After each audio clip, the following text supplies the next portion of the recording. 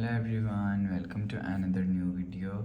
In this video I will show you how to fix wireless charging not working on Infinix GT30. Let's start the video if you want to fix this problem. So first of all, go to app library. Here click on settings app. Now in setting, click on battery and power saving. Click on charge, and here showing you fast wireless charging. So enable fast wireless charging. Go back to home screen. You will see your problem is solved. But if it not solved, if you want to fix this problem, click on settings app.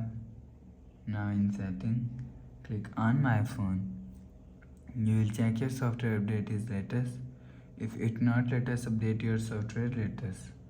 After update software latest, go back to home screen. You will see your problem is solved. But if it's still not solved, so restart device, just click and hold side power button.